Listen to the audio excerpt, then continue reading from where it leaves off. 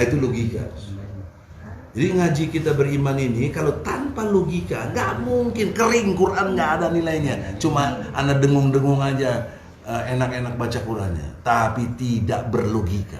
Padahal Quran luar biasa logikanya, dahsyat, melampaui cara berpikir banyak orang. Core atau inti dari ajaran Islam, amanu, hajaru, jahadu. Nah, coba Iman, tidak bermaksud dikte-dikte. Buka surat Al-Baqarah ayat 218. Jadi saya temukan teori ini, saya punya teori Osju Bedil, ini ASM teori. O-nya itu objektif. Coba ulangi, O-nya apa? Objektif. Yang sama dong. Objektif. S-nya sistematis. Sistematis. T-nya toleran. Toleran. Ju-nya jujur. Jujur. B-nya benar. Benar. D-nya deal-nya adil. Nah, ini metodologi berpikir secara intelektual atau ilmiah.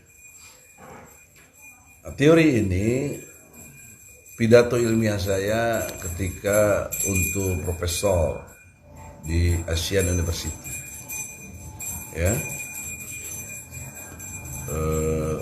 akhir Desember itu 2019 insyaallah. Jadi teori ini saya khususkan tadinya untuk memahami logika dahsyatnya Al-Quran. Jadi dahsyatnya Al-Quran itu amat sangat bisa dijelaskan secara Osju Bedil. Makna lainnya, Al-Quran itu objektif gitu. Bukan subjektif menurut Muhammad, menurut Allah saja, bukan. Mengukur intelektual itu benar salahnya itu dari objektivitas. Kemudian sistematis, kemudian toleran, jujur, benar dan adil. Nah, lambat laun setelah jalan kurang lebih setengah tahun, kok bisa dipakai juga untuk segala masalah. Apa aja coba? Misalnya yang terbaru kaitan dengan diajukannya RUU HIP. Coba diteliti secara Osju Bedil, bisa dibedah di sini. Ini Jimmy ya. Ini yang kemarin datang. Ketua MC bukan? Telah. Jadi dalam perspektif Osju Bedil ini semua masalah bisa dibahas. Apa aja? Utang negara, ya. Kemudian kenakalan remaja, dan di tingkat COVID sekarang ini COVID-19 itu bisa secara Osju Bedil ini. Ada ayat-ayatnya yang membicarakan itu. Kita konsisten dulu secara objektif esensi Islam ya. Amanu, hajaru, jahadu. Coba baca. 218. Ya. A'udzubillahi minasyaitonirrajim. Bismillahirrahmanirrahim.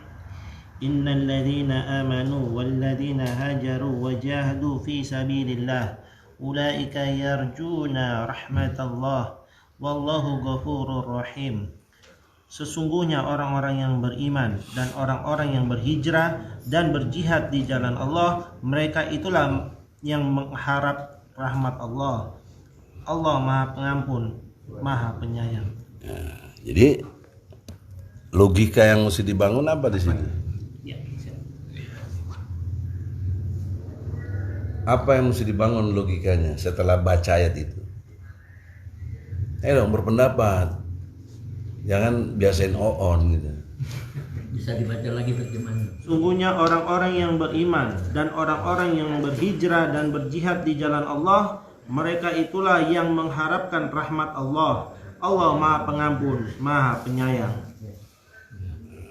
Apa itu, Pak Wowo? Ya intinya orang yang hijrah.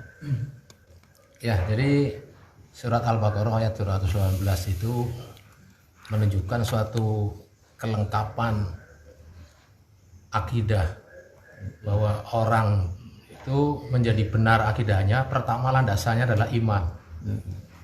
Imannya harus mantap.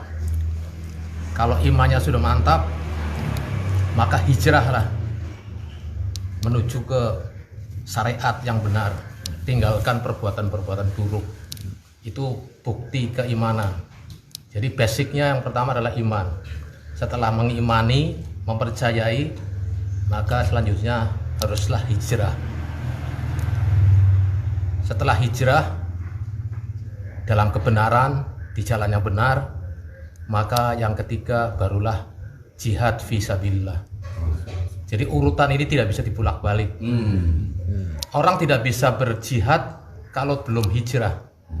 Dia pikirannya masih kotor, perilakunya masih belum buruk, amalannya masih belum kafah, nggak mungkin dia akan berhijrah. Jadi hijrah itu, jihad itu dasarnya karena sudah hijrah duluan. Dan orang hijrah itu dasarnya adalah karena iman, bukan karena yang lain.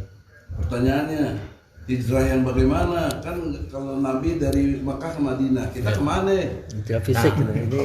Setelah perang Badar itu Rasulullah mengatakan kita baru jihad fisik. Maka jihad yang selanjutnya adalah jihadun nafs, jihad nafsu. Kita mengarahkan pikiran, keinginan, dan kemauan kita untuk menegakkan syariat. Dari yang bermalas-malasan, tidak bersungguh-sungguh, asal-asalan, kepada perilaku Islami yang benar-benar jihad fisabilillah sebagaimana Rasulullah dan para sahabat. Utuh, tidak berpecah belah. Ini intinya hijrah nilai. Hijrah nilai, tata nilai. Ada lagi yang lain? Silakan. Kenapa meneliti atau mencermati tentang masalah tentang ayat tadi Al-Baqarah ayat 218 tentang masalah tadi, yang pertama iman, kedua hijrah, ketiga jihad. Jadi yang tadi fokus tentang hijrah, tadi kan Pak Bang Egi bilang hijrah kemana kita ini kan gitu. Jadi konteks ayat yang kita alami di zaman sekarang ini, zaman milenial, itu berhijrah itu benar-benar harus kafah, menyeluruh. Lintas fisik, pikiran, ya kan? Ini intinya harus pikiran. Yang tadinya pikirannya Marxisme, sosialis, harus hijrah ke Islam seluruh secara total. Yang berpadu juga dengan ayat surat Al-Baqarah ayat 208 kalau salah. Ya ayyuhalladzina amanu fisilmi kafah, kan begitu nggak salah. Ya kan, masuk kamu menyeluruh dalam keadaan Islam totalitas. Jangan separuh-separuh, jangan ada akidahnya juga begitu, pemikirannya juga begitu, harus benar-benar totalitas. Itu. Coba gambarkan totalitas itu bagaimana? Ya, gambaran totalitas itu minimal sehari-hari kita bergaul. Yang contoh kecilnya aja, cara Islami. Nggak mungkin kita kalau kita bawa strategi Islami, ya nggak bakal bisa ketemu namanya hijrah atau namanya jihad. Akhirnya kayak sebenarnya sekarang di tahun berapa mentok terus kita perjuangan kita, yang saya baca gitu. Mentok terus, mau kita acara ada apa kan besar-besaran, mau ada acara seminar apapun, yang saya lihat begitu. Ada satu noda susu, satu noda hancur semua, gugur. Bukan gugur itunya, ibarat kita nanam pohon, non toge gampang diputus gitu. Ya harus kita benar-benar kadaran yang benar harus kuat gitu. Itu maksudnya totalitas itu. Udah lagi. Ada lagi? Oke. Ya, silakan. Pemahaman kami tentang hijrah itu, ya, kalau kita ambil contoh tadi dikemukakan bahwa Rasulullah hijrah dari Mekah ke Madinah, ya, itu secara fisik ya gitu ya, dan itu sebenarnya bisa kita jadikan contoh. Jadi hijrah itu tidak individualis, tidak masing-masing, tapi harus berjamaah, harus ada leader ya yang bisa memimpin hijrah itu secara bersama-sama gitu. Tanpa itu maka akan masing-masing tersendiri gitu. Tetapi kelanjutannya, apakah berjamaah itu ada menurut contoh dan contoh menurut Allah dan Rasulnya, itu yang harus kita tiru, itu yang harus kita amalkan. Itu saya pendapat kami. Konteks berjamaah, bagaimana berjamaah kita Berjamaah ya gitu. Iya, dikembalikan pada Allah dan Rasul ya, artinya menurut dalil-dalil yang ada gitu ya. Ya, ini lihat ini, untuk bantu nyorot-nyorot lah supaya pas ya. 218 ini ada 3, ya kan? Iman, hijrah, jihad. Nah, dalam konteks kita memahami untuk lebih kepada nilai-nilai ajaran Islam yang betul-betul orisinil, itu tidak boleh tidak sumber nilai kita adalah Al-Quran, betul ya? Ya, saya lagi ingin menerangkan bagaimana dahsyatnya logika Al-Quran. Konteks iman dulu. Ini mengacu ke surat 2 juga. Tapi 285. Nah, coba cek. Supaya kita tidak kata orang dalam beriman ini. Bukan menurut mazhab. Bukan menurut ahli tafsir si fulan bukan. Tapi betul-betul apa menurut Allah Subhanahu wa ta'ala. Nah, yang ketemu siapa? Duluan. Artinya enggak, Bu? Ayat terakhir ya. Ya. 285 lahir 286. Rasul telah beriman. Tolong agak capek dikit ya. Baca. Rasul telah beriman kepada Al-Quran yang diturunkan kepadanya dari Tuhannya. Demikian pula orang-orang yang beriman. Semuanya beriman kepada Allah, malaikat-malaikatnya, kitab-kitabnya, dan rasul-rasulnya. Mereka mengatakan kami tidak membeda-bedakan antara seorang pun dengan yang lain dari rasul-rasulnya, dan mereka mengatakan kami dengar dan kami taat. Mereka berdoa, ampunilah kami ya Tuhan kami, dan kepada Engkaulah tempat kembali. Balik ulangin lagi dari awal. Rasul telah beriman kepada Al-Quran yang diturunkan kepadanya dari Tuhannya. Saya mau tanya, ada kata telah beriman ya, jadi bukan cuma iman saja, tapi telah. Bahasa Indonesia sangat mudah dipahami. Telah berarti selesai, sudah selesai dilakukan. Atau pernah. Kalau pernah berarti enggak dong, jangan. Telah itu sudahlah gitu. Telah beriman.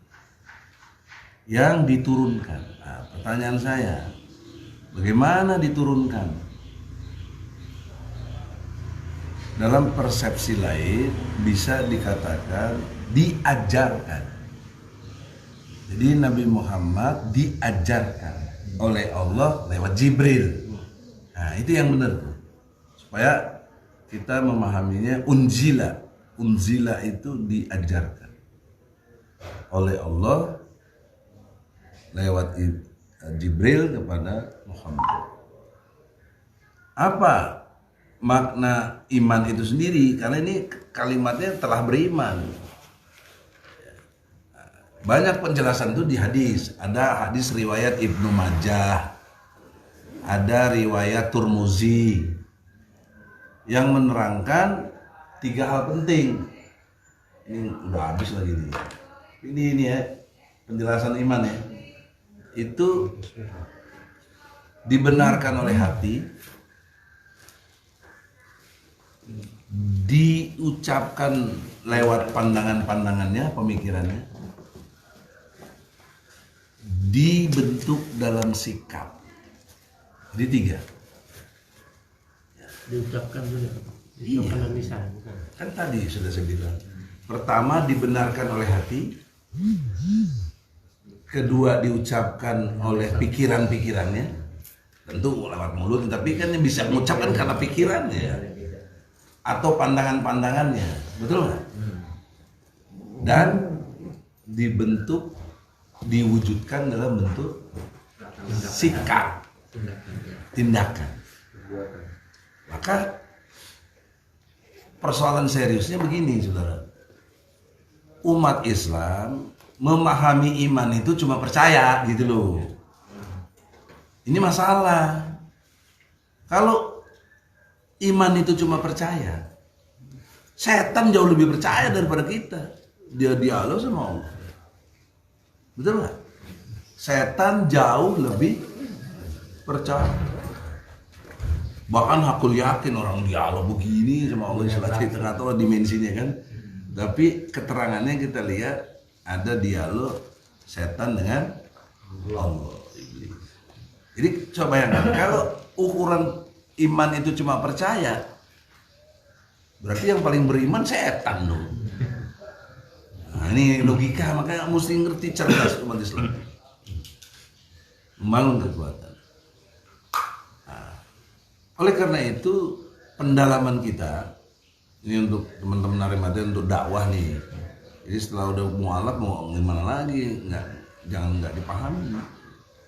Itu mesti setelah kita benarkan di hati kita bersaksi asyhadu alla ilaha illallah ya, wa asyhadu anna Muhammad Rasulullah.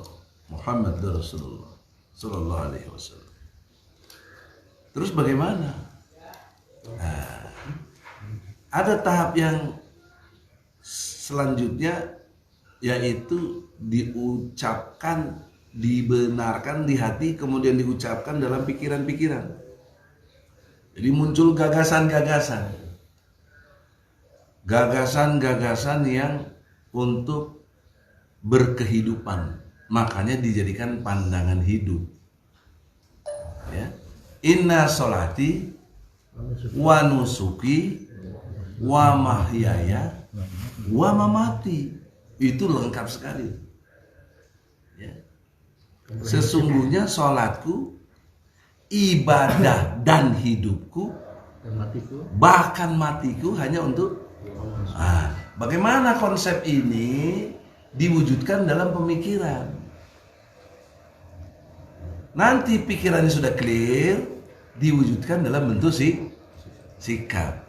Jadi kembali ke Al-Baqarah 218, iman itu kalau udah dibenarkan oleh hati, diucapkan dengan pikiran, gagasannya, sikapnya juga benar, baru kamu hijrah.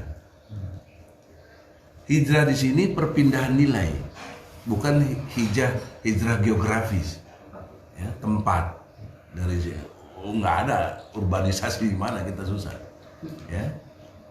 Jadi lebih pada pendekatan nilai. Dari tidak beriman jadi beriman gitu loh.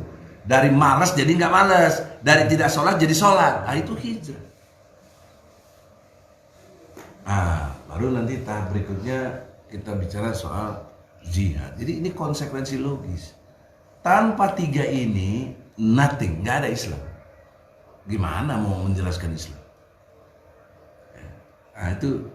Oleh karena itu dalam kesempatan yang berbahagia ini, ya, saya bermaksud kalian datang ke sini kumpul, ya, saya ngomong sama Dewa, sama Iwan juga lewat telepon, supaya ada 3 tahap tadi: jumpa muka, jumpa pikiran, jumpa jiwa.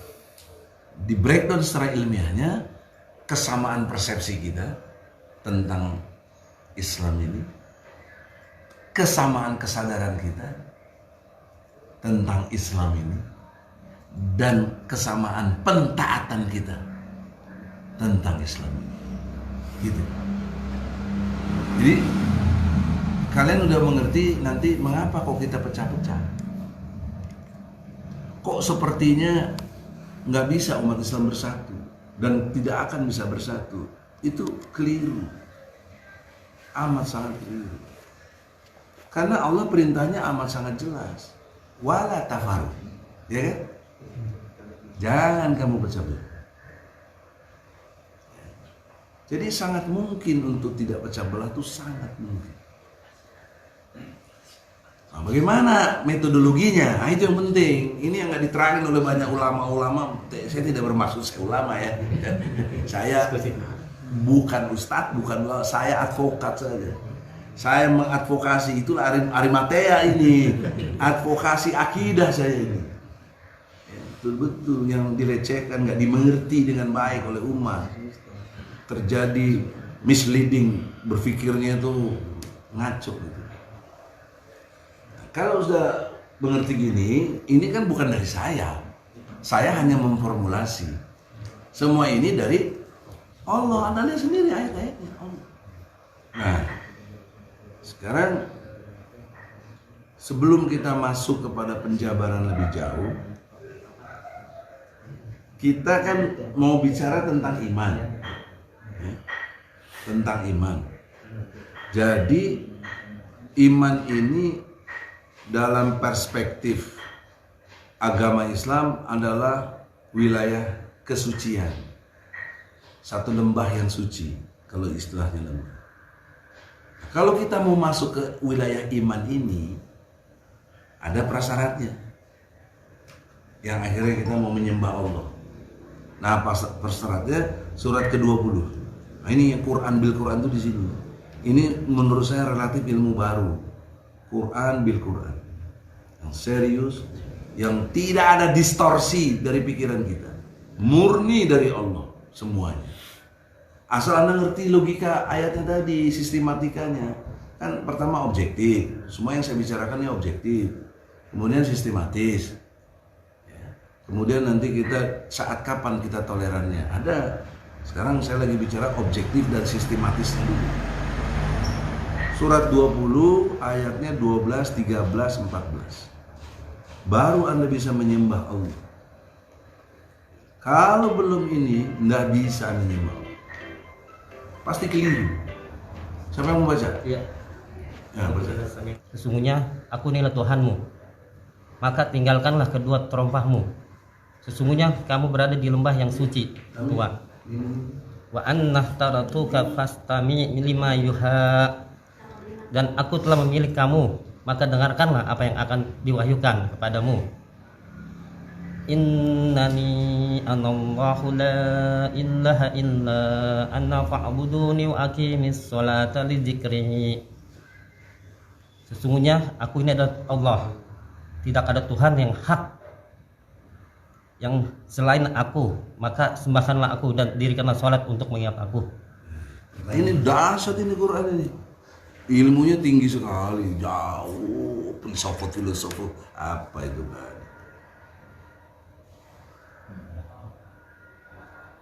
Tinggalkan kedua terompahmu kalau kamu mau menyembahku, karena kamu masuk lembah suci. Nah, iman. Apa kira-kira? Apa salah bagus itu. Jadi Anda tahu benar nanti kalau intinya tahu salah. Ya. Ya kan? Ya. Nah, sekarang saya kasih pengantar. Surat ke-45. Ini catat tuh poin-poinnya, urutannya ya. Ini spidolnya habis soalnya. Surat ke-45 ayatnya 23 24. Terjemahan langsung. Ya, bacanya. Maka pernahkah kamu melihat orang yang menjadikan hawa nafsunya sebagai Tuhannya, dan Allah membiarkannya sesat dengan sepengetahuannya, dan Allah telah mengunci pendengaran dan hatinya serta meletakkan tutup atas penglihatannya? Maka siapakah yang mampu memberinya petunjuk setelah Allah membiarkannya sesat? Nah, itu 23.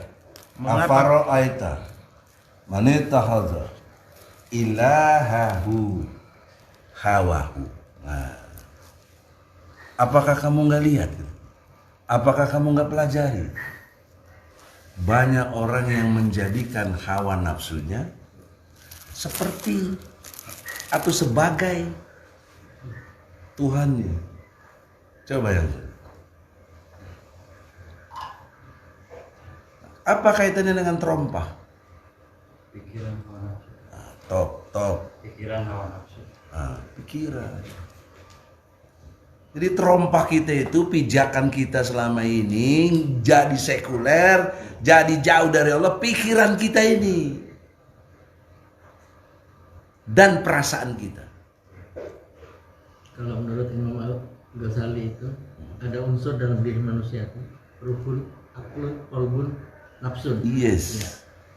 Penyeimbangnya itu qalbun. Memang dua ini yang akan merubah cara hidup, cara berpikir manusia itu, aklun sama nafsun ini. Ini bekerja sama kadang-kadang bisa merusak. pola. Artinya pendapat saya kan dibenarkan Iya, benar. oleh Ghazali. Iya. Padahal saya nggak ngutip Ghazali. Ya nggak? Iya. Saya Quran, logikanya. Jadi logikanya begini saudara. Ini ayat kan sudah 1500 tahun lalu. Kok aktual sampai hari ini? dalam perspektif ideologi ini yang disebut dengan liberalis kapitalis. Ayat 23 ini menggambarkan liberalis kapitalis. Jauh sebelumnya Islam sudah bicara. Banyak orang yang cenderung cara berpikir dan hidupnya itu liberalis kapitalis seperti sekarang. Nah, Islam sudah kasih tahu, afara'aita man ittakhadha ilahahu hawahu. Jadi poin pentingnya apa? Kaitannya dengan iman. Nggak mungkin kita mengimani Quran yang berdimensi masa lalu, hari ini dan akan datang, yang nggak terjangkau sampai kapan kita nggak tahu. Logika berikutnya apa? Kalau ada orang tidak beriman kepada Allah, itu pasti orang bodoh atau sombong. Cuma dua peluang. Bodoh, oon, atau sombong. Sombong itu kata Nabi dua ukurannya. Menolak kebenaran yang pertama, yang kedua meremehkan, merendahkan orang lain. Pasti itu. Oleh karena itu, saudara-saudara, tolong hayati Quran itu dengan dahsyat. Kalau kita tadabur kepada Quran itu betul-betul ngaji yang serius, pakai logika, pakai teori Osjobedil gitu loh. Ini bahasa lainnya, saya dengan bersyukur kepada Allah, inilah sumbangsi metode berpikir dalam khasanah penegakan agama Islam. Nah, maka dalam konteks kita beriman, ya, kita betul-betul mengimani Allah, kemudian mengimani Rasul, seperti yang di Al-Baqarah 285, para malaikat, nabi-nabi, kitab. Ini kan rukun iman. Jangan ada anggapan lagi rukun iman itu kata si fulan. Ini Allah yang mana. Tapi bagi kita yang nggak belajar, wah, cetek ilmunya, istilahnya tidak sampai. Saya juga nggak pernah dengar cerita-cerita gini dari kiai-kiai besar, dari yang suka ceramah-ceramah di TV itu nggak pernah dengar. Umum-umum saja, memahami iman juga dengan percaya aja, tidak dengan pendalaman yang serius. Nah, oleh karena itu buat kita sekarang dalam konteks beriman kepada Allah dan Rasulnya, kita umat Islam saya lihat berhenti di situ. Iman kepada Allah dan Rasulnya, Al-Quran dan hadis. Karena nggak salah juga pemahamannya terbatas, mengikuti hadis Nabi yang aku tinggalkan pusaka itu. Dua hal, Quran dan Sunnah. Kalau kita pakai Osjobedil, berpikir objektif, sistematis, toleran, jujur, benar, adil, ada satu poin yang mesti ditambah. Apa? Uswah. Uswah. Ayo semuanya apa? Uswah. Apa uswah itu? Teladan. 3356 coba Bu. Uswah 3356. Bismillahirrahmanirrahim. Innallaha wa malaikatahu yusholluna 'alan nabi. Ya ayyuhalladzina amanu shallu 'alaihi wa sallimu taslima. Ya, artinya Sesungguhnya Allah dan malaikatnya bersolawat untuk Nabi. Wahai orang-orang yang beriman, bersolawatlah kamu untuk Nabi dan ucapkanlah salam dengan penuh penghormatan kepadanya. ayat 26-nya. Itu kan 56. Mana? Balik ke 26. Wa anzalal ladzina dhaharuhum min ahlil kitabi min sayasihim wa qadafa fi qulubihimur ru'ba fariqan taqtuluna wa ta'siruna fariqan. Dan dia menurunkan orang-orang ahli kitab Bani Quraizah yang membantu mereka, golongan-golongan yang bersekutu dari benteng-benteng mereka, dan dia memasukkan rasa takut ke dalam hati mereka. Sebagian mereka kamu bunuh dan sebagian yang lain kamu tawan. Ya. Jadi uswahnya itu kepada Rasul. Kalau kita istilahnya beruswah kepada Rasul, banyak yang memusuhi kita, ahli kita juga banyak, bahkan makanya Allah kasih rasa takut di mereka itu sebenarnya. Untuk kita pesan moralnya apa coba? Jangan ketakutan kalau mencontoh kepada Nabi gitu loh. Baik secara pemikiran maupun perasaan, karena kan kita ada stigma-stigma Islam radikal, ekstremis, teroris, intoleran. Itu satu kondisi yang sure. Padahal Allah udah nggak usah takut. Mereka justru diberi rasa takut oleh Allah. Itu justru ungkapan rasa takut mereka kepada kita. Maka dia nggak punya argumentasi, dia tuduh kita macam-macam gitu loh. Sementara Allah sendiri kepada Rasul itu bersalawat. Kurang apa coba? Allah sendiri bersalawat dengan para malaikat. Makanya kita kalau dengar nama Nabi Muhammad harus bersalawat. Karena ada hadisnya, siapa yang dengar nama aku nggak salah tuh orang pelit katanya. Kalau mau bayar duit salawat aja pelit. Sepelit-pelitnya manusia. Nah, betul kan? Ya. Makanya oleh karena kita dengar nama Nabi Muhammad semuanya, Allahumma sholli ala Sayyidina Muhammad wa ala alihi. Jadi jangan dikait-kait, wah ini NU, ada urusan begitu-begitu. Allah aja bersalawat di situ. Nah kita terpecah, dan Muhammadiyah maunya begini, aduh. Karena nggak melihat uswah, itu maksud saya. Ya, jadi setelah Quran dan hadis, nggak boleh lupa uswah. Nah, bicara uswah tidak cuma Nabi Muhammad, harus mengacu kepada induk para nabi, yaitu Ibrahim. Karena Ibrahim inilah yang dipilih oleh Allah. Orang-orang yang benci sama Ibrahim, atau sekarang kaitannya benci kepada ajaran Islam, karena Ibrahim itu membawa ajaran Islam. Ibrahim itu bapaknya Ismail. Ismail itu kakek uyutnya dari Nabi Muhammad. Adiknya Ismail Ishak, bedanya 13 tahun. Punya anak Zakaria, terus sampai kepada Yusuf, Yusuf kepada Musa, Musa sampai kepada Isa. Itu turunan Ishak, Bani Israel, sepupuan dengan Nabi Muhammad, satu rumpun, namanya Juriyat, turun-temurun kepada Rasulullah. Nah, untuk itu orang-orang yang membenci agama Ibrahim termasuk itu orang yang bodoh. Ah, di mana saya kasih Al-Baqarah 130. Jadi gitu urutannya. Supaya kamu lihat nanti kalau ketemu sama orang yang anti sama Islam, orang bodoh ini. Itu kan saya bilang kalau nggak bodoh sombong. Tapi di sini Allah nyebutnya bodoh karena nggak ngerti persoalan gitu. Ya. Coba baca Al-Baqarah 130. Wa may yarghabu 'an millati Ibrahim. Ya, capek dikit ya. Terus. Wa may yarghabu 'an millati Ibrahim illa man safiha nafsah wa laqad istafainahu fid dunya wa innahu fil akhirati laminas solihin.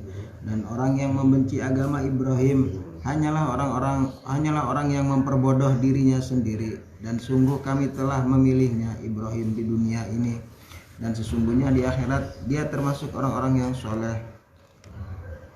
Nah, kembali yang tadi Al-Baqarah 130, bagi orang-orang yang benci kepada ajaran Ibrahim, ini kan ajaran Ibrahim nih, itu memperbodoh diri. Bagaimana memperbodoh dirinya? Coba lihat Al-Baqarah 125. Kelihatan sekali bodohnya dan bencinya gitu loh. Dan ingatlah ketika kami menjadikan rumah Ka'bah tempat berkumpul dan tempat yang aman bagi manusia. Dan jadikanlah makam Ibrahim itu tempat sholat. Dan telah kami perintahkan kepada Ibrahim dan Ismail, bersihkanlah rumahku untuk orang-orang yang tawaf, orang-orang yang iktikaf, orang-orang yang ruku dan orang-orang yang sujud. Ulangi lagi.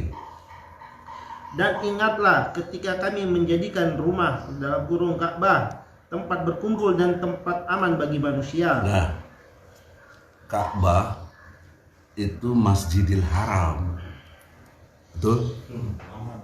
Maka logika turunannya seluruh masjid di dunia ini mengacu ke Masjidil Haram. Tempat apa di situ? Tempat berkumpul. Tempat berkumpul. Tempat aman bagi manusia. Dan tempatnya apa? Aman bagi manusia. Kenapa ada social distancing? Jangan tanya saya. Sama saya juga. Di situ bodohnya saudara-saudara. Kan bodoh sebenarnya ini. Kok Allah dilecehkan? Allah bilang aman.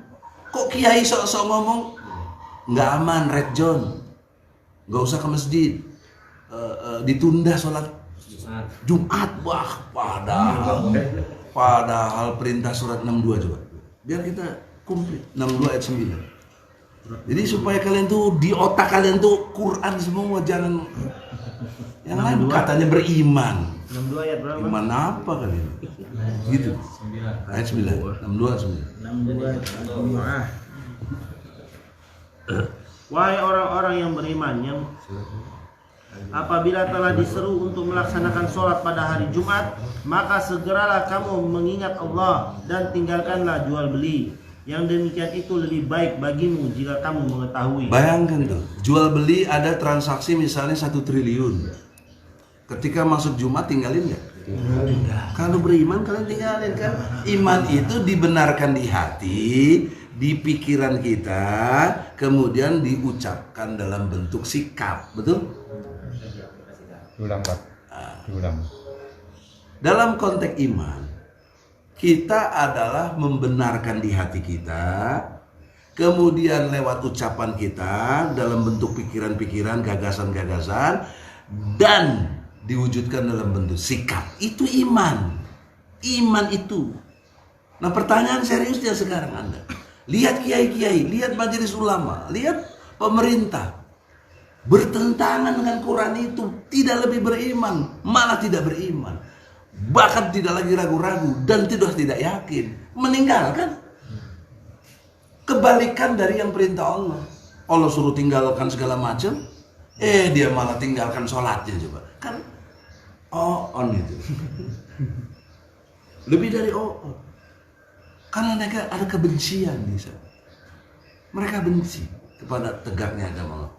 Makanya kita menghadapi itu nanti nggak ada lain kecuali dengan hijrah. Bagaimana logikanya orang mereka pada benci semua kita? Bahkan diwujudkan kebencian mereka itu. Al-Baqarah 120. Udah hafal itu. Jangan itu doang dong hafalnya, Bos. Yang background ini tadi supaya harus paham. Jadi mengerti walantardo angkal Yahudi wa Nasara itu mengerti, begitu mereka itu ya. Karena mereka akarnya itu nggak suka dengan ajaran Ibrahim. Konspirasinya global inilah sekarang Allah wujudkan. Allah yang berbicara bukan saya. Bukan. Allah pakai tentara yang paling kecil, virus, udah kelabakan kayak begini gitu. Coba lihat Namrud. Kalahnya sama apa? Nyamuk, saudara, udah satu. Ini artinya apa? Ini kecil banget, tapi lu sih nggak beriman. Kau tidak yakin, kau tidak kau ragu-ragu. Itu terang-terang merubuhkan Ka'bah ya. Itu terang-terang itu hancur. Ini Hancur. sekarang ini yang jelas virus. Nah, ada ayatnya Al-Baqarah 114. Coba kan. Jadi lengkap, bukan kesimpulan Egy Sujana. Saya nggak berani sih nyimpul-nyimpul. Ini Al-Quran. Nah, ini yang saya maksud teori Osjibudil itu bisa mecahkan masalah. Bismillahirrahmanirrahim. Dan siapakah yang lebih zalim daripada orang yang melarang di dalam masjid-masjid Allah yang menyebut namanya dan berusaha merobohkannya? Mereka itu tidak pantas memasukinya kecuali dengan rasa takut kepada Allah. Mereka mendapatkan kehinaan di dunia dan di akhirat mendapat azab yang berat. Ngeri, Bos. Di dunia aja bisa kita hina-hina kiai apa itu? Profesor doktor apa itu? Itu kan udah kita hina betul. Sekarang saya hina ini mereka ini. Karena Allah yang bilang. Karena otaknya nggak ada. Takut dengan kepentingan Yahudi. Nanti kenapa takutnya ada 8 asnaf yang membuat orang itu jauh dari Allah. Ya, sehingga nggak mungkin hijrah, apalagi jihad. Ya, jadi yang pasti di situ dia merobohkan agama Allah. Dia tahu maksud dia di sini Yahudi, Nasrani yang semua kafir yang benci sama Islam, ya. Kekuatan Islam itu di sholat. Karena Allah perintahnya setelah dia tadi yang kalau kamu udah mau nyembah aku, aqimus sholat, dirikan sholat. Dan sholat kekuatannya di sarapatnya saf. Itu dia serang habis.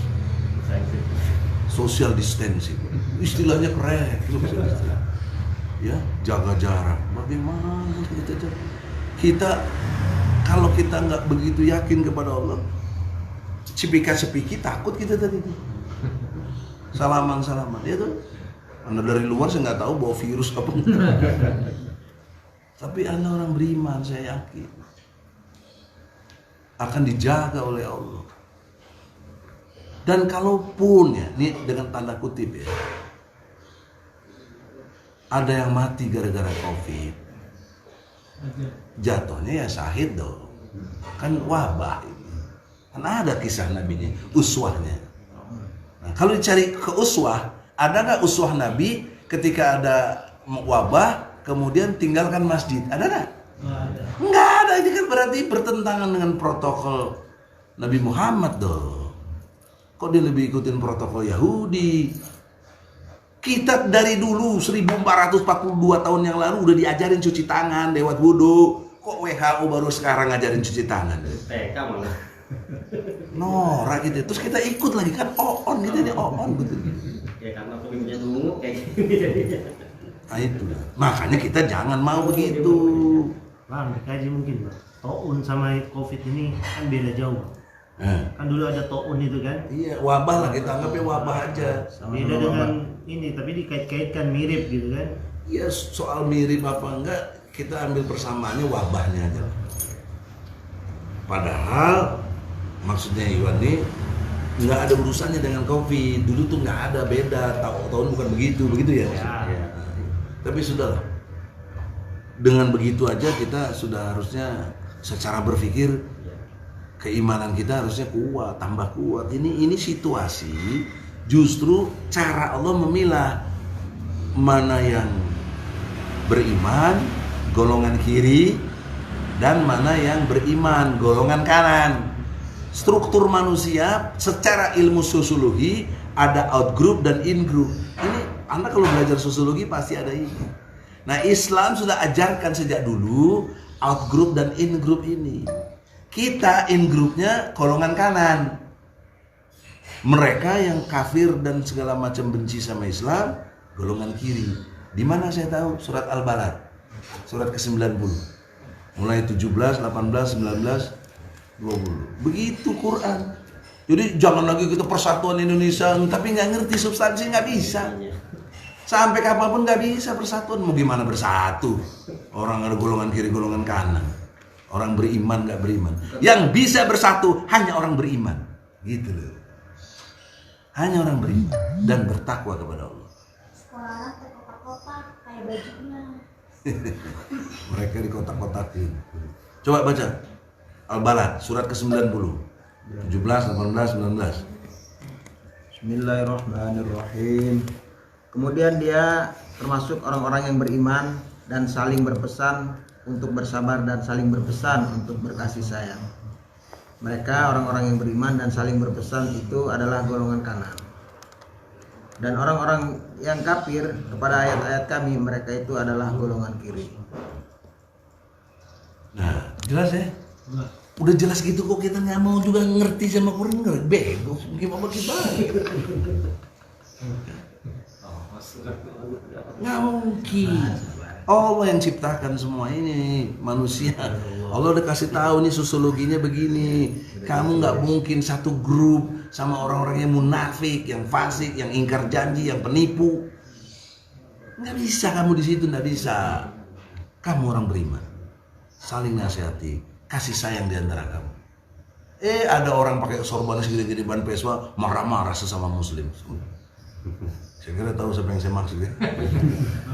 Masya Allah, sesama muslim begitu keras, sama orang kafir nggak berani. Padahal perintahnya asyida walau kufa ruhama ubaina. Itu logika. Jadi ngaji kita beriman ini kalau tanpa logika nggak mungkin, kering. Quran nggak ada nilainya. Cuma anda dengung-dengung aja, enak-enak baca Qurannya, tapi tidak berlogika. Padahal Quran luar biasa logikanya, dahsyat, melampaui cara berpikir banyak orang. Ya. Jadi kita baru menerangkan Ajasiyah yang 23 ya. Nah sekarang yang 24-nya, yang Ajasiyah kembali ke itu. Supaya kita, ini kan judulnya mau lepaskan terompah tadi, supaya ketahuan terompahnya itu.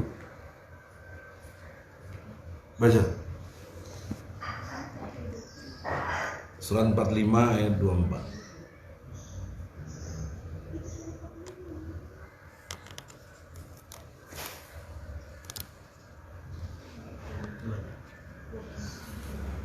Bismillahirrahmanirrahim. Qalu ma hiya illa hayatuna dunya namutu wa nahya wa ma yuhlikuna illa ad-dahr. Wa ma lahum bidzalika min ilmi in hum illa yadhunnun. Dan mereka berkata, kehidupan ini tidak lain hanyalah kehidupan di dunia saja. Kita mati dan kita hidup, dan kita ada yang membinasakan, dan tidak ada yang membinasakan kita selain masa. Tetapi mereka tidak mempunyai ilmu tentang itu. Mereka hanyalah menduga-duga saja.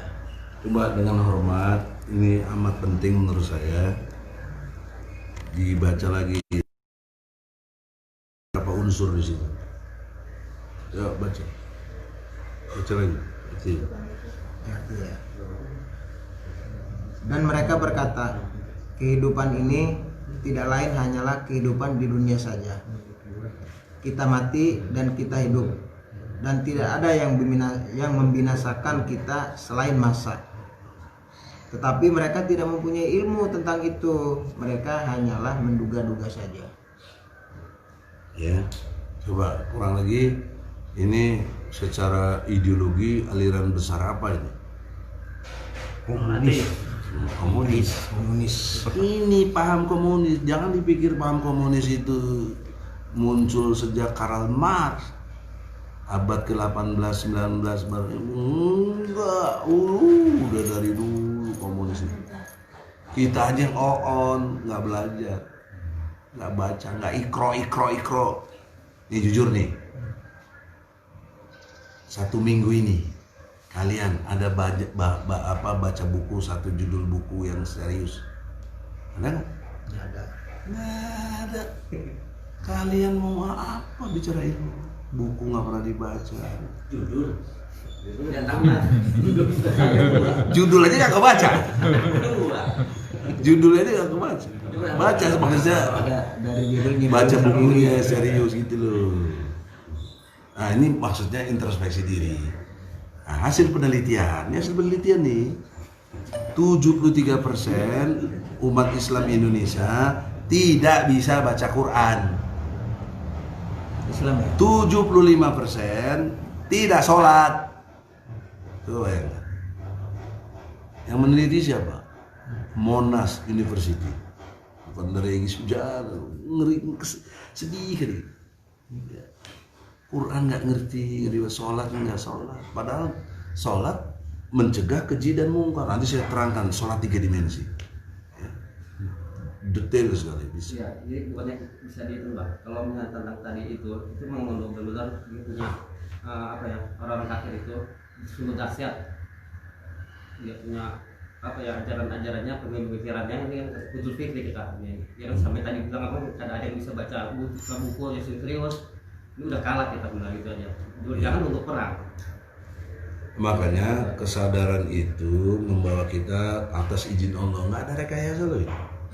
Saya nggak tahu kalian mau datang mau ini siapa orang nggak tahu. Kali ini datang sini, Bang. Maka oleh karena itu kita bangun gerakan yang serius. Jangan udah apa istilahnya timbul tenggelam Kayak polisi India gitu. apa istilahnya lagi sesempatnya. Jangan anda ngurus Islam ini sesempatnya.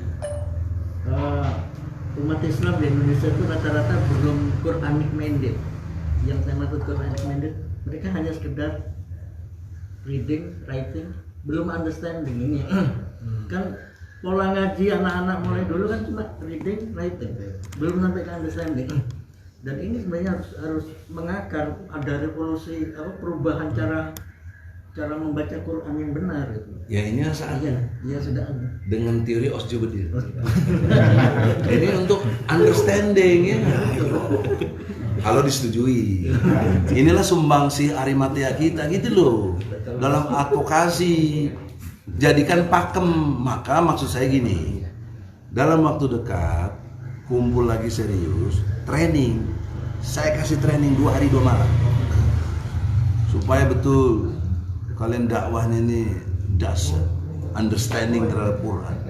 Ya hari ini aja Anda bisa buktiin semua berapa ayat yang sudah saya kasih. Ya. Jadi kalau ini disepakati, bikinlah kepanitiaannya serius. Kumpul di sini serius ngaji apa? Siap. Diatur yang serius. Artinya gini Pak, legasi kita apa buat anak cucu kita? Ngeri kita kalau baca Al-Fatihah.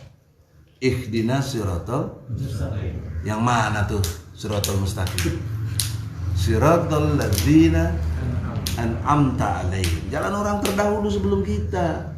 Sebelum kita siapa? Ya bapak ibu kita. Sebelum bapak ibu kita siapa? Nenek-nenek kita, kakek kita dan seterusnya harus sampai kepada Rasulullah. Nabi Adam juga. Terus siratal ladzina an'amta alaihim ghairil maghdubi alaihim waladdallin. Jalan yang lurus yang Allah redoi, yang Allah beri nikmat, yang Allah berikan kemudahan-kemudahan baginya. Bukan jalan orang-orang ya Allah murkai, yang Allah nyatakan zolim lagi sesat. Kita baca setiap hari minimal 5 kali dalam sholat itu 17 kali kalau rakaat. Nggak baca Al-Fatihah batal. Sholat Allahu Akbar, baca Al-Fatihah. Ikut partainya yang dukung komunis. Gimana coba? Gimana coba? Belum bentuk kesadarannya belum ada. Terus berkoalisi lagi. Ini kan sekarang lagi mau pilkada nih pada koalisi coba. Ada partai yang ngaku Islami betul tapi koalisi sama partai komunis. Astagfirullah, gimana logika politik itu? Makanya ngaco jadinya, imannya ngaco. Karena politik itu memang kompromi. Iya nggak benar dong. Kita mau beriman kepada siapa? Kan judulnya tadi ini, iman, hijrah, jihad. Quran bukan maunya Egy Sujana. Kalau maunya saya mah pindah sana, pindah sini, enaknya nggak? Nah oleh karena itu, saudara-saudara, ini komunis ini jelas-jelas sudah sangat diberitahu oleh Allah kepada Muhammad ya. Jauh sebelum Masehi sudah ada gitu loh. Banyak orang-orang yang menyembah secara materi. Di situ tuh materi dan waktu. Mereka percaya dengan itu dan mereka nggak percaya hari akhir.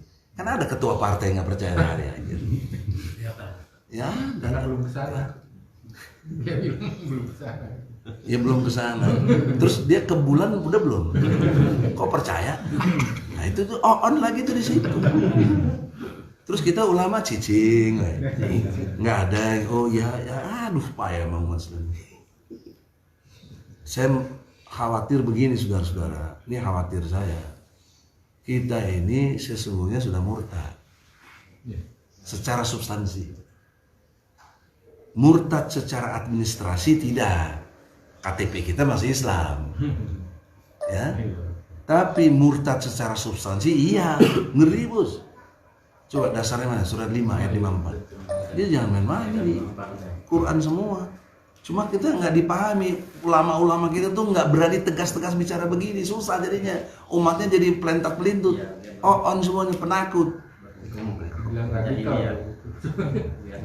Radikal apa orang ini sesuai dengan Quran? Maka tolong bantah saya. Ada nggak yang nggak sesuai sama Quran saya? Kan tidak ada. Coba buka supaya jelas nih. Ngeri soalnya murtad ini. Ayat 554. Ya, surat 554. Hai orang-orang yang beriman, barang siapa di antara kamu yang murtad dari agama. Ulangi. Hai orang-orang yang beriman, barang siapa di antara kamu yang murtad dari agamanya. Orang apa kan? Dari agamanya. Murtad. Keluar. Terus? Maka kelak Allah akan mendatangkan suatu kaum yang Allah mencintai mereka. 1. Dan mereka pun mencintai Allah. 2. Yang bersikap lemah lembut 3. terhadap kaum mukmin, yang bersikap keras terhadap orang-orang kafir. 4. Yang berjihad di jalan Allah 5. dan tidak takut kepada celaan orang yang suka mencela. 6. Itulah karunia Allah, diberikannya kepada siapa yang dikehendakinya. Allah maha luas pemberiannya, lagi maha mengetahui. Sekarang pakai Osjubedil. Gimana melihat orang-orang yang murtad itu? Coba gimana mau biasain berpikir. Katanya mau understanding. Gimana mau understanding? Melanggar dari 6 unsur tadi. Nah, gimana cara berpikirnya? Keluar dari Islam. Ya gimana? Itu mah sikap, itu udah sikap. Ini baru tahap pemikiran. Gimana pemikirannya? Kok bisa dia murtad? Menganggap Islam sebagai ancaman. Nah, Anda jangan keluar dari Quran. Ya, saya bicara Quran. Yang dari 6 ini. Oh, Allah mencintai mereka. Jadi gimana? Mencintai. Cara berpikirnya gimana? Bertentangan dengan 6 Tidak mencintai Allah. Cara berpikirnya dibalik. Dibalik. Coba kalau dibalik gimana? Allah tidak mencintai dan mereka tidak mencintainya. Itu begitu. Berlemah lembut terhadap kafir, tetapi bersikap keras terhadap mukmin. Tidak berjihad dan takut sama celaan. Celaan apa sekarang? Bully. Bully. Masuk itu. Jadi udah jauh kapan tahu bully, kita baru baca ada WhatsApp aja baru tahu ada bully. Dari dulu udah ada bully gitu. Jadi orang-orang yang seperti itu, takut dibully, tidak berjihad, bersikap lemah lembut sama kafir, tapi bersikap kasar sama orang muslim, tidak mencintai Allah, maka Allah nggak mencintainya. Itulah yang murtad. Walaupun katanya Islam ya. Walaupun katanya Islam. Bagus kayaknya. Itu yang murtad. Kira lebih kalau substansi begini banyak nggak yang murtad? Kita ulang bang. Diulang lagi. Tanya. Gimana mereka yang mau dikirim ke yang ada yang tinggi? Berdasarkan surat Al-Maidah ayat 54, orang-orang yang disukai oleh Allah, generasi yang bertakwa, beriman dan bertakwa kepada Allah adalah 1. Coba sebut Quran. Orang yang mencintai Allah dan Allah mencintai. Oke? Kemudian orang yang bersikap lemah lembut terhadap orang mukmin, tapi bersikap kasar kepada orang kafir. Yang ketiga. Yang keempat, berjihad. Berarti orang yang dimurkai Allah atau murtad tidak berjihad, bahkan membantu pihak sana. Dan yang kelima, orang-orang yang takut dibully. Ya. Allah maunya jangan kamu takut dibully, jangan kamu takut dicela. Bikin stigma, toleran, intoleran, radikal, ekstrim, itu celaan-celaan. Terus konteksnya dengan Osjubedil. Iya, tadi belum. Dibalik. Dalam konteks Osjubedil, untuk understanding kepada logika Al-Quran, cara berpikirnya dibalik gitu loh. Sehingga kita mengerti yang Allah maksudkan adalah nanti Allah akan munculkan satu generasi yang generasi itu berkebalikan dari yang ini sekarang ini. Nah, ini yang sekarang terjadi. Lebih banyak orang yang tidak mencintai Allah, lebih banyak mencintai fulus, laisa fulus wa mampus gitu. Ya toh? Lebih banyak yang orang bersikap kasar sesama kita muslim. Coba lihat aja di TV itu. Ya ada orang pakai sorban segede-gede ban Vespa gitu, keras sekali sama. Padahal dia mukmin, mesti dia kasih sayang sama mukmin. Contohnya yang terbaru, Egy Sujana, baru ngomong people power di penjara. Bandingkan dengan Papua, kibarkan bendera bintang kejora di depan istana, minta merdeka, bunuh TNI, bunuh Polri, ya, dan juga membantai kaum muslimin di sana. Di Wamena minimal, ya, nggak ada yang disebut teroris, nggak ada yang dipenjara, nggak ada yang ditangkap kayak saya. Ini artinya dia bersikap kasar dan jahat kepada saya sama muslim. Karena kalau ditanya agama kan agamanya presiden, menteri semuanya, Kapolri, kan agamanya Islam. Kenapa kasar sama saya? Kok kemana kepada yang non muslim nggak kasar? Itu aja udah jelas di depan mata, cuma kita nggak pernah berpikir. Kalian saya di penjara juga cicing gue, besuk juga enggak. Kalau sesama muslim ngedoain, berkasih sayang loh. Udah didoain. Kau adalah aku adalah kau. Itu kalau sesama muslim merasakan. Nabi yang bilang, ya, bahkan Quran yang bilang, ya, innamal mu'minuna ikhwah. Jadi kita sama muslim bersaudara. Nah itu contoh yang mendasar, logika Quran. Jadi tidak mendoktrin saya, tapi mengajak berpikir. Pikir juga, mikir supaya kita ini betul-betul selamat hidupnya dunia akhirat. Ya, jadi lanjutnya kembali ke terompah. Yang kita harus lepaskan adalah pikiran dan perasaan kita. Segala keinginan. Karena keinginan inilah pintu masuknya setan untuk kemudian membangun kerajaan dalam diri kita sehingga kita menentang Allah. Walaupun KTP kita tetap Islam, tapi sesungguhnya jati diri kita, pemikiran kita, sikap kita sudah mengikuti setan. Dari mana saya tahu? Surat 20 ayat 120. Nah, jadi Anda harus cermat nanti ketika ada keinginan-keinginan, Anda harus ingat sekali tuh. A'udzubillahi minasyaitonirrajim. Jadi saya ingin terangkan bagaimana cara setan menggoda. Allah kasih tahu. Ini banyak kiai yang nggak tahu, menurut saya. Karena saya nggak pernah dengar dari kiai-kiai. Saya baca dari Quran aja. Coba. Bismillahirrahmanirrahim. Kemudian setan membisikkan pikiran jahat kepadanya dengan berkata, wahai Adam, maukah aku tunjukkan kepadamu pohon keabadian, khuldi, dan kerajaan yang tidak akan binasa. Ayat selanjutnya. Lalu keduanya memakannya, lalu tampaklah keduanya aurat mereka, dan mulailah keduanya menutupinya dengan daun-daun yang ada di surga, dan telah durhakalah Adam kepada Tuhannya dan sesatlah dia. Jadi itu berangkat dari kembali ke surat 22 Al-Hajj. Al-Hajj ayatnya 52. Al-Hajj surat 22 ayat 52. 5 detik jadi lambat. 22:52. Makanya setan unggul terus karena kita nggak paham bahwa kita itu sedang dalam godaan dia. Dan kami tidak mengutus seorang rasul dan tidak pula seorang nabi sebelum engkau Muhammad, melainkan apabila dia mempunyai suatu keinginan, setan pun memasukkan godaan-godaan di dalam keinginannya itu. Ya, tuh. Tetapi Allah menghilangkan apa yang dimasukkan setan itu, dan Allah akan menguatkan ayat-ayatnya, dan Allah Maha mengetahui dan Maha bijaksana. Makanya a'udzubillahi minasyaiton. Tadi setelah masuk kepada keinginannya ditambah pikiran jahat.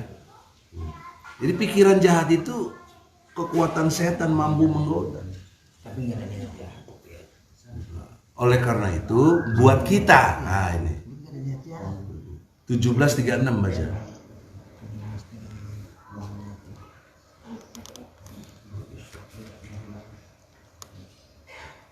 Dan janganlah kamu mengikuti sesuatu yang tidak kamu ketahui, karena pendengaran, penglihatan, dan hati nurani semua itu akan diminta pertanggungjawabannya.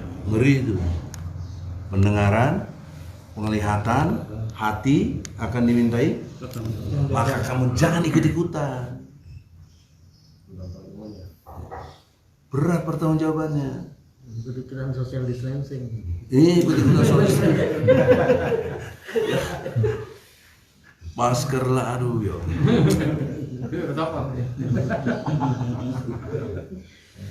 Kemudian kita jadi beban ya tuh, mau kemana di rapid test apa betul? Swab test, mesti bayar, Swab bayar tuh. Sementara anggaran 1.000 triliun untuk COVID nggak boleh diperiksa coba. Dan DPR setuju kan on itu, memotong hak dia untuk bisa memeriksa dipotong, dia setuju. Kalau bukan orang on gimana? Bagi-bagi. Itulah godaan setan. Masuk keinginan tadi kan, tambah pikiran jahat. Udah itu nggak bisa lepas. Makanya kita jangan ikuti pendengaran kita apa informasi. Kalian harus banyak informasi, jangan kurang informasi. Kalau kurang informasi pasti kalian larut dengan keadaan. Kedua, mata, fakta, data, berkas-berkas, dokumen. Jangan kalian nggak punya data, fakta dan data. Hati, judgment, penilai. Kalau informasi kita kurang, fakta data yang kita lihat juga kurang, hati pasti gimana? Kurang juga. Nggak mungkin bener. Itulah banyak yang begitu terjadi. Kita nggak mau capek baca buku enggak tadi, ya. Dengerin ceramah juga kagak. Informasinya udah merasa sok pinter aja, banyak tidurnya gitu. Ya.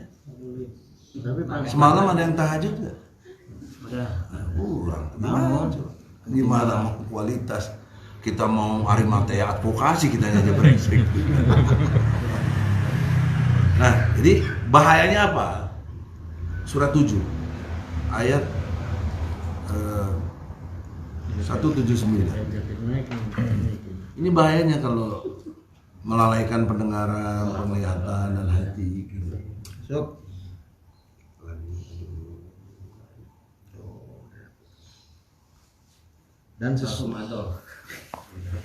Dan sungguh akan kami isi neraka jahanam banyak dari kalangan jin dan manusia. Mereka memiliki hati tetapi tidak dipergunakan untuk memahami ayat-ayat Allah, dan mereka memiliki mata tetapi tidak dipergunakan untuk melihat tanda-tanda kekuasaan Allah, dan mereka mempunyai telinga tetapi tidak dipergunakan untuk mendengarkan ayat-ayat Allah. Mereka seperti hewan ternak, bahkan lebih sesat lagi. Bakdon, bakdin. Mereka itulah orang-orang yang lengah. Lebih malu lagi 176-nya. Itu kan 176. Apa istilah Allah di situ? Dan sekiranya kami menghendaki niscaya kami tinggikan derajatnya. 176. Iya 176.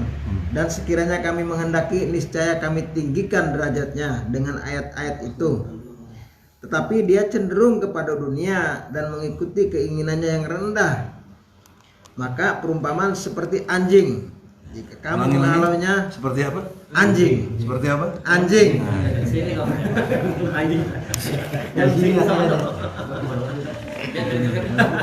Jadi kita tahu tuh anjing itu. Ngerinya itu. Jika kamu menghalaunya, dijulurkanlah lidahnya. Dan jika kamu membiarkannya, ia akan menjulurkan lidahnya juga. Demikianlah perumpamaan orang-orang yang mendustakan ayat-ayat kami. Maka ceritakanlah kisah-kisah ini agar mereka berpikir. Jadi Allah bilang suruh kita ceritakan kisah-kisah ini, biar tahu betapa mereka itu sama dengan anjing. Sama dengan apa? Anjing. Jadi kita baru datang dia. Waduh, baru datang deh Bang. Ini dari jam 10. Silakan. Ya. Sorry ya, maaf. Jadi saudara-saudara, dalam kesempatan yang berbahagia ini Saya berharap Anda lebih mencintai Allah dengan logika yang benar dan penjelasannya sistematis sehingga Anda masuk kategori orang-orang intelektual. Karena ini perintah Allah, afala taqilun, afala tazakarun. Ya, mesti betul-betul dipikirkan, diobservasi, didalami betul, serius untuk kita mendapatkan ruh Allah masuk dalam diri kita, kita masuk dalam cinta kepada Allah. Nah, kalau ini sudah terjadi, semua menjadi satu kemudahan yang Allah janjikan ya. Nggak bisa enggak. Surah 47 ayat 7. Ya, kalau Anda betul-betul nanti mau berhijrah, mau jihad, mau apa itu amat sangat gampang gitu. Karena Allah sudah berjanji. Ayat 7. Nggak mungkin janji Allah itu ingkar, nggak mungkin. Wahai orang-orang yang beriman, jika kamu menolong agama Allah, niscaya Dia akan menolongmu dan meneguhkan kedudukanmu. Ya ayyuhalladzina amanu in tansurullaha yansurkum wa yusabbit aqdamakum. Kalian kan relatif katanya mu'allaq. Kalian jangan masuk ke agama Islam dengan pertimbangan yang sifatnya bukan substansial. Saya bersyukur kepada Allah dalam arti membandingkan orang yang keluar dari Islam itu pasti kepentingan duniawi. Entah soal ekonomi, entah soal lain-lainnya, percintaan dan lain. Tapi sebaliknya kalau kalian masuk ke Islam itu pasti karena nilai-nilai yang sebenarnya gitu. Tapi kurang ilmu, maka harus didalami ilmunya. Dengan iman baru Anda bisa hijrah, baru Anda bisa jihad. Ya. Nah, oleh karena itu dalam konteks sebagai mu'allaf, saya berharap Anda mendalami Al-Quran dengan betul-betul tadi tidak cuma reading, writing, tapi understanding. Ya, mengerti betul. Setelah wow ini bukan bahasa ini. Nah, saya masuk teorinya Osjubede. Jadi saya udah bikin bukunya yang nggak usah tebal-tebal, kecil aja, tapi insya Allah merubah cara berpikir orang banyak, ya, dan tidak menyalahi karena semua sumbernya Al-Quran, ya. Jadi poinnya adalah kalian harus tambah yakin, tambah beriman tadi kan, kemudian Tidak takut. tambah yakin, tidak ragu-ragu, tambah iman. Nah, itu dasarnya surah 74 ayat 30. Kemudian sikap Anda satu mencintai Allah, coba yang sama dong. Mencintai Allah. Kedua, Allah mencintai orang-orang beriman. Mengkasih sayang sama orang beriman. Tiga, bersikap keras sama orang kafir. Lemah lembut. Berjihad dan tidak takut dibully. Itu sikap ini. Nah, pertanyaan saya, kalau iman Anda tidak didasari pengertian yang benar tadi, mana mungkin Anda bisa bersikap seperti itu? Tidak mungkin. Jadi kalau ada orang Islam, apalagi tadi saya bilang pakai sorban segede-gede ban Vespa itu, kelakuannya bertolak belakang dengan ayat Quran, kan dia berarti murtad itu. Murtad, bukan kata saya. Begitu juga partai politik. Ngapain kumpul bikin partai untuk kemudian menentang Allah? Maksudnya apa? Hukum-hukum Allah nggak dipakai. Anda tahu sampai hari ini 75 tahun kita merdeka, kita masih pakai hukum buatan Belanda keparat itu yang pernah jajah kita. Kita masih pakai perekonomian yang sifatnya riba. Kita masih pakai hak asasi manusia yang keliru, yang individualisme. Tidak yang seperti Al-Fatihah, iyyaka na'budu wa iyyaka nasta'in. Coba lihat. Kepadamu kami nyembah, kepadamu kami minta. Artinya apa? Kewajiban dulu dong, baru kau minta hak. Nah, Barat dengan kecanggihannya juga mampu merubah cara berpikir. Diperjuangkanlah hak asasi manusia, hak-haknya dulu yang sehingga ribut, sehingga orang berebut. Karena yang diperjuangkan hak, bukan kewajiban asasi.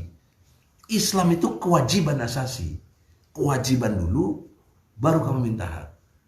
Dan itu logis. Bagaimana Anda kerja juga belum minta hak gaji yang enggak aja. Kerja dulu. Betul? Tapi Barat mampu mengatasi. Kenapa? Dia punya media. Punya BBC.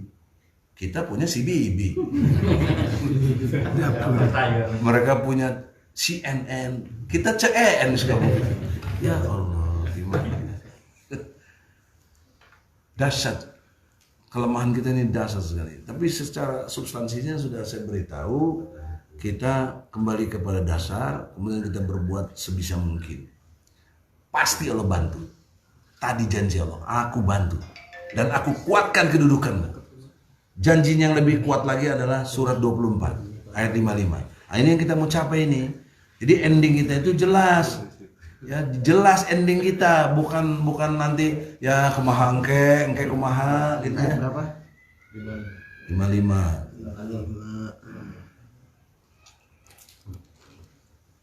Jadi kalau sampai hari ini kita di seluruh dunia ya tidak berkuasa, itu artinya memang kita on lemah. Coba baca. Yang keras tuh. No. Ya. Saya baca. Wa'adallahu ladina manumin. Langsung terjemahannya aja ya, tidak cepet ya. Yang keras tuh. Dan Allah telah berjanji kepada orang-orang yang beriman di antara kamu dan mengerjakan amal-amal yang soleh, bahwa Dia sungguh-sungguh akan menjadikan mereka berkuasa di muka bumi, sebagaimana Dia telah menjadikan orang-orang sebelum mereka berkuasa, dan sungguh Dia akan meneguhkan bagi mereka agama yang telah diridhoinya untuk mereka, dan Dia benar-benar akan menukar keadaan mereka sesudah mereka dalam ketakutan menjadi aman sentosa. Mereka tetap menyembahku dengan tiada mempersekutukan sesuatu apapun dengan aku. Tetap kafir sesudah janji itu, maka mereka itulah orang-orang yang fasik. Ulangi lagi ayat pertamanya itu.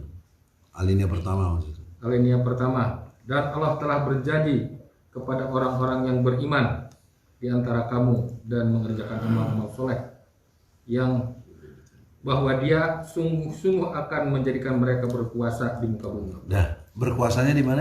Muka bumi. Di akhirat? Belum. Surga. Nah, ini yang keliru banyak orang. Ya udah, yang penting hidupan akhirat apa ya? Doanya saja sudah jelas. Robbana atina wa fil akhirati wa qina adzabannar. Jadi bagaimana mau di akhirat kalian hasanah, di dunianya belangsak. Allah janji loh, Allah janji. Kepada apa ini? Yang iman. Iman yang gimana? Yang tadi sudah kita terangkan. Dibenarkan di hati, kemudian di pikirannya dibuat konsep gagasan yang benar, kemudian dibuat dalam bentuk sikap yang konkret. Sikapnya tadi yang Al-Maidah 54. Itu kalau begitu Allah kasih kekuasaan. Nah, logika terbaliknya gimana? Kenapa sekarang kita nggak berkuasa di seluruh dunia? Ukurannya PBB. Kita nggak ada masuk Dewan Keamanan PBB. Kita nggak bisa memveto. Padahal kita ada 106 negara. OKI namanya, Organisasi Komprehensif. Ya.